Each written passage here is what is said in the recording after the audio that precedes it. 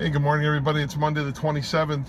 So we're going to get right into some meat and potatoes this week, and we're going to talk about value in our relationships. And so in every relationship, personal to business, we have that relationship because it brings us some kind of value from we just enjoy the humor and time that we spend with someone, up to that they deliver a certain service that we need or require to function day in and day out. Trust and other aspects come into play, of course, but bottom line is they bring some value to what we do.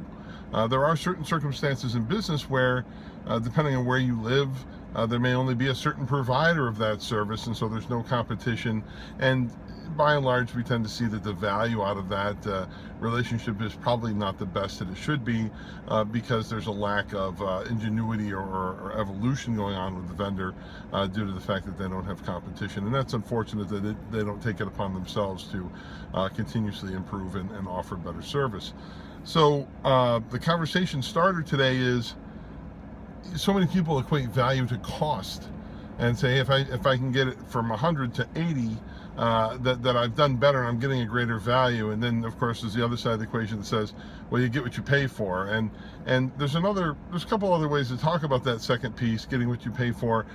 But that only works if you really understand what it is that you value from the relationship, and if you understand why you actually use that vendor versus another solution. And I would challenge you today to think to yourself, when's the last time you've gone to a vendor that you use, from the cleaner to the IT company, and asked them, hey, what are you doing differently, or here's how we work, and are we utilizing you to the best of our ability? Are we getting the maximum out of this relationship that we can?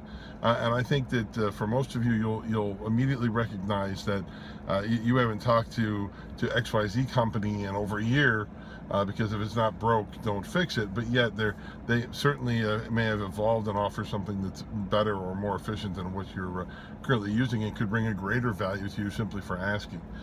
You see that the greatest example of that is with your cell phone carriers, how often they are constantly improving plans and repackaging, and if you, the consumer, don't go to them, you stay right where you are.